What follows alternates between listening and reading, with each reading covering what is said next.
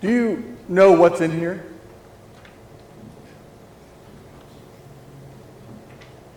I think everybody thinks they know what's in here.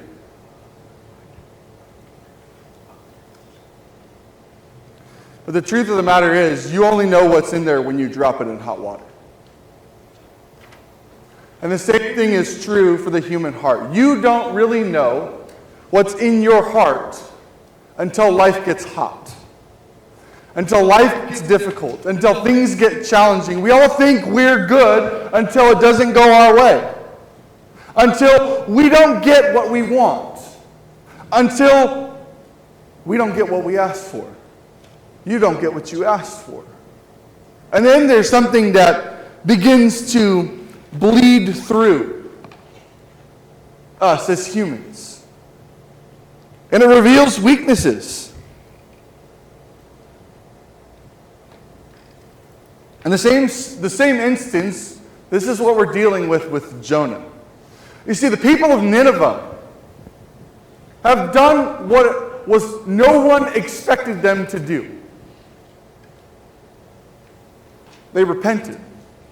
They were a brutal, cruel, vile group of people. Yet God showed them mercy by allowing them the opportunity to repent. And then we see a prophet.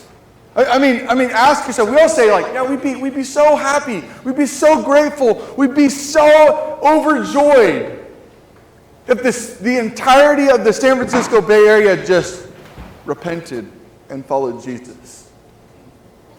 You would be extremely overjoyed. You probably wouldn't know what to do with yourself. And Jonah knows when he steps into Nineveh that this is what's going to happen. His reluctancy is based on what he thinks God should or shouldn't do. The Ninevites don't deserve mercy. They deserve destruction. But the irony is, don't we all? And yet we don't always get what we deserve. And he sees the city, and I put myself, like, you got to put yourself in Jonah's shoes. He's in the middle of this big, giant, massive city, lots of people, crowded. He's preaching, he's talking, and he's seeing people physically, visibly repent, put on sackcloth and sit in ashes. And he sees this king who's supposed to be evil put a proclamation out amongst the people and say, no one's eating. We're dedicating this period of time to God that he may relent against calamity. Because we believe that he's going to do it. And this is Jonah's reaction.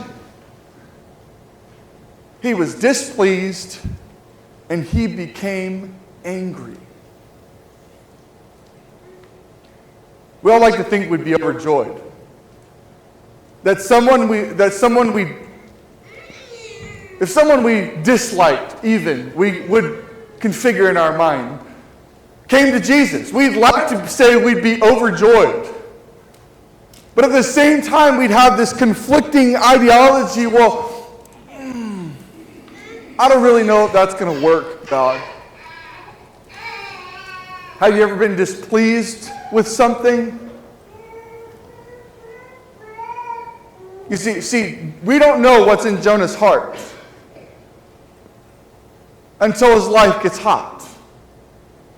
This is the revealing of Jonah's heart. This is not about anger. This is not about being angry or what is right, when it is right, to be angry and not to be angry, or to be. That's not what this is about. This is about what reveals the contents of your heart. When life gets hot, when things get difficult, when people are messy, when things are hard, it reveals who you truly are. Are you afraid to let people see that person? Are you afraid to let people see what really comes out? Are you afraid that you too will have the same reaction and response as Jonah? I mean, here's what he does. He becomes angry and displeased. And then what does he do in his anger? He prays to God. He prayed to the Lord and said, please, Lord, was not this what I said while I was still in my own country? Did I not tell you, God, exactly what was going to happen, when it was going to happen, where it was going to happen, because I know who you are? And then he says, listen, therefore, in order to forestall, I mean, he actually tells us why he leaves Tarshish, but you can see right through this if you're paying attention. You can see right through it. This is why, in order to forestall, I fled Tarshish, for I knew that you are gracious. Oh, you already know this about God, don't you, Jonah? And compassionate. Oh, wow. Slow to anger. Abundant in loving kindness, and one who relents concerning calamity. Oh. So what you're telling me is that you already knew and you went anyway. You already knew what was going to happen, and you still have the same exact reaction. You already know what's going to happen, and you still feel this way. Have you ever tried to change the way you knew you were going to react? Been in a situation, you know something's coming. You know what I'm talking about? You know something's coming. You know somebody's going to do something. You know something's going to happen. And you're like, I'm not going to react that way. And then what happens? You react the exact opposite of the way you thought you should. And you do the very thing you rehearsed in your mind not to do. And all of a sudden it becomes uncomfortable. You're like, what am I supposed to do? I mean, Jonah doesn't want to see this through. You got to understand, as he's walking through the city, this giant, massive Ninevite city, out to the east end of the edge of the city, to sit and watch what happens. And this is what he's praying to God, but God sees right through it. I mean, look what he says. Therefore now, O Lord, take my life. For me it is better, for death is better for me than life. I'd rather not live anymore, God, than see what really happens to these people. I'd rather you take my life than these people repent. He said this before. He's implied this before in the book of Jonah. I'd rather die. I'd rather not see this happen. When he's running from God in the first chapter. If this, throw me overboard. Hey guys, I'm going to escape, right? You know, God's not going to let me run to Tarshish and live. He's going to put me in the water and I'm going to die, and then I'm not going to have to deal with this. You see, God sees through all this fluff. You can't fake it. You can't lie to God. I mean, you can lie to God, but it doesn't do you any good.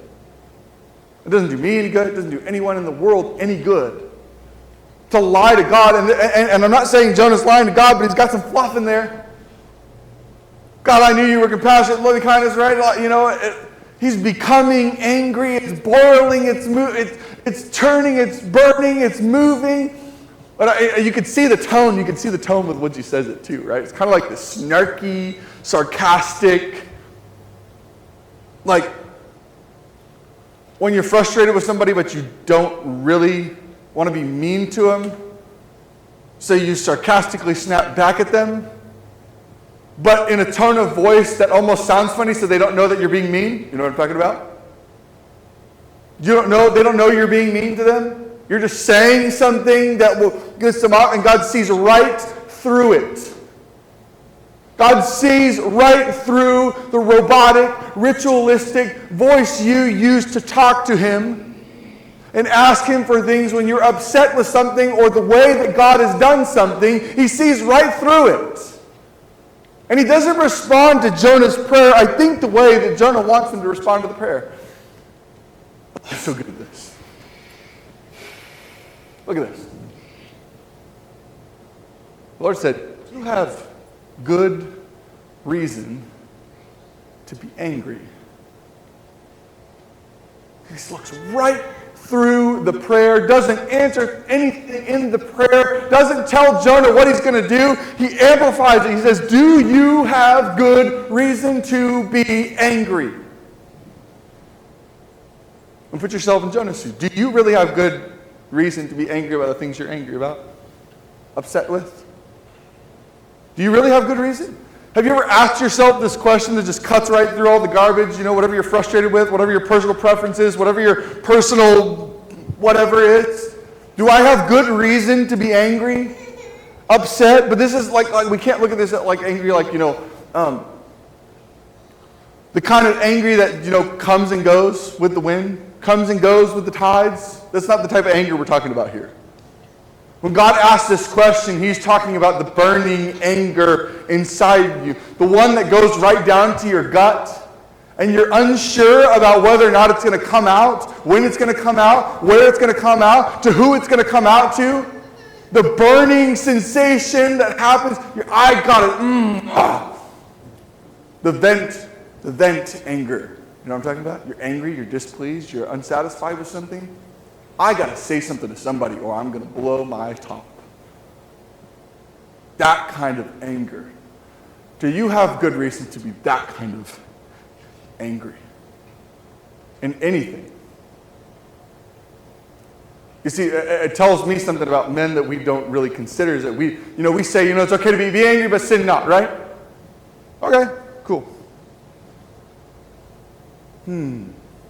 A righteous anger. You ever heard this one? You can have a righteous anger, but I don't even think we understand what that is. I think Jonah thinks he's in a period of righteous anger, but God says, you don't even understand what that is. Do you have good reason to be angry? No. Is the simple answer to that question. Right? Because at the beginning of this, look, here's what happened. His anger revealed his heart. This is what happened. His anger toward the results, his anger toward the repenting of Nineveh revealed his heart. His prayer defended his heart. And look at this. God's question exposed his heart. That's what happens in this process. We get to see Jonah in full bleed. And so I can't help but think about this question. Who are you when the water's hot? What bleeds through? What comes out? What color does your water turn? When it's hot, because the truth is your reactions reveal what's in your heart. Your reactions, the way you react, the way you respond, the way you say, you use your emotions, reveal what's inside of your heart. Do you understand that? That it's not. It's like I got to say this to somebody. I got to get this out. And it doesn't always happen in a godly way, right? You're like, well, why can't, I'm trying to be a better Christian. I'm trying to live the Christian life. I'm trying to do things like Jesus, and I'm trying to be better. And then you let that boil over, and you let that come out, and you let that become, and you don't take the time to think. You don't take the time to think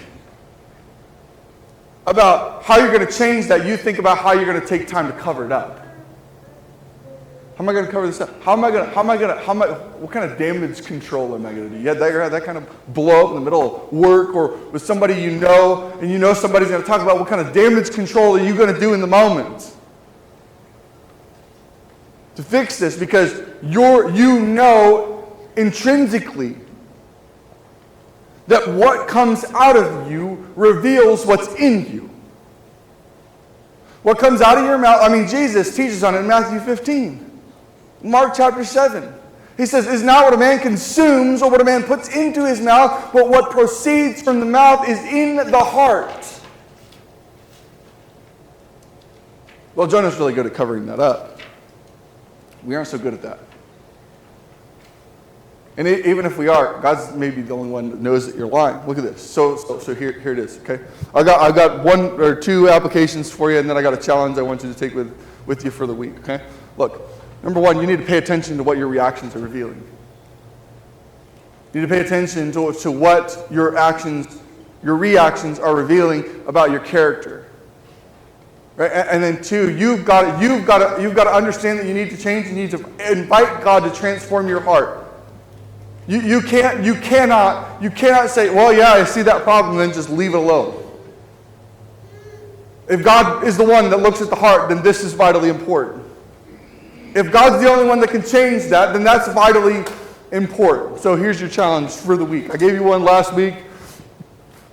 I'm going to want to pull this in. When you've tried to feel a strong reaction emotion, whatever situation you're in, it's your kids, it's your coworkers, it's your parents, it's whatever's going on in your life, your family members that live in your house, whatever. You feel a strong emotional reaction. You feel a reason to defend yourself. You feel, I've got to say something. I've got to push something. It could be exterior, right? It could be people that you see. It could be politics, something happening in the news, somebody doing something you don't like. It could be traffic. You feel strong emotional reaction. Here's what I want you to ask yourself. Here's what I want you to repeat. And here's what I want you to repeat. What is this revealing about my heart? What is this revealing about my heart? So when you walk out today, I've got a couple of gifts for you. One is this beautifully handwritten, okay, not my handwriting, card with a question on it. It says, what is this revealing about my heart? I'd encourage you this week to keep it in your pocket, to write it in your phone app, to put it on your dashboard, pin it to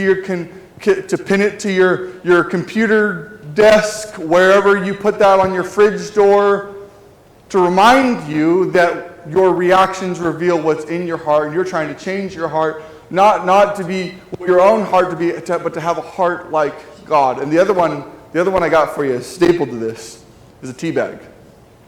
Okay?